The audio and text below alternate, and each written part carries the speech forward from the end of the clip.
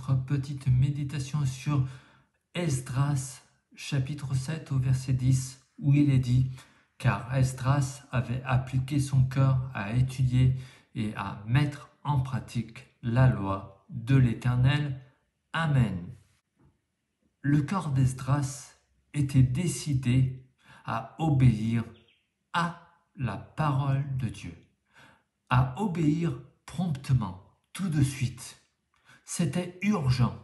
Trop longtemps le peuple a erré loin de la volonté de Dieu et maintenant il fallait agir et changer de comportement. Il fallait reconnaître la bonté et la bienveillance de Dieu envers son peuple. Le livre du Romains au chapitre 2 et au verset 4 nous dit « Où méprises-tu les richesses de sa bonté, de sa patience et de sa longanimité, ne reconnaissant pas que la bonté de Dieu te pousse à la repentance ?»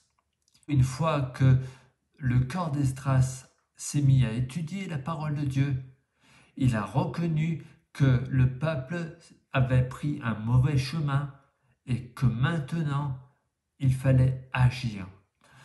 Le cœur du peuple avait été touché. Ils étaient allés contre la volonté de Dieu bien trop longtemps et maintenant ils étaient décidés à agir. Ils avaient été touchés au plus profond de leur cœur. Et mes amis, mes frères et sœurs, une fois qu'on est touché au plus profond de notre cœur, levons-nous, prenons position en faveur de Dieu, en faveur de ses avertissements, en faveur de sa volonté. Il sait mieux que nous ce qui est bon. Levons-nous et mettons-nous en ordre de marche par rapport à la volonté de Dieu. Le peuple de Dieu s'était allié avec des nations étrangères en faisant des mariages. Des hommes israélites avaient pris pour femmes des femmes étrangères, ce qui est formellement interdit dans la loi de l'Éternel. Par exemple, nous voyons dans le livre de Josué, chapitre 23, au verset 12 et 13, « Si vous vous unissez avec elle par des mariages, soyez certains que l'Éternel votre Dieu ne continuera pas à chasser les nations devant vous. » Des décisions devaient être prises, des décisions difficiles.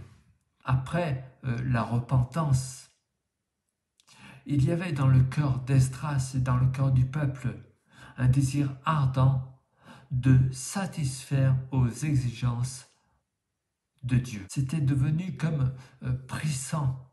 Ils avaient vraiment envie de faire ce que Dieu demandait. D'ailleurs, le successeur d'Esdras va dire dans son livre, le livre de Néhémie, chapitre 13, au verset 25, « Vous ne donnerez pas vos filles à leurs fils, et vous ne prendrez leurs filles ni pour vos fils, ni pour vous. » Il fallait agir et agir complètement. Quand la parole de Dieu dit oui, c'est oui. Quand la parole de Dieu dit non, c'est non. Enfin, le cœur d'Esdras était décidé à obéir à la parole de Dieu continuellement, c'est-à-dire sur le long terme. La première épître de Jean, au chapitre 3 et au verset 24, il est dit « Celui qui garde ses commandements demeure en Dieu, et Dieu en lui, et nous connaissons qu'il demeure en nous par l'Esprit qu'il nous a donné. » Il faut, frères et sœurs, continuer à suivre les commandements du Seigneur dans la durée. Ce n'est pas un instant, ce n'est pas une minute, ce n'est pas une heure, mais c'est pour la vie, dans la durée. Et c'est vrai que trop souvent, le peuple de Dieu, le peuple d'Israël, a chuté, puis s'est relevé parce que Dieu lui a pardonné, et puis a de nouveau chuté. Et vraiment, voyez-vous, je vous exhorte à faire de votre vie une vie d'obéissance à la parole de Dieu. On peut chuter, on peut demander pardon, et Dieu nous pardonnera. Mais relevons-nous et obéissons sur le long terme. Que notre cœur soit enclin à cela. Prions, frères et sœurs.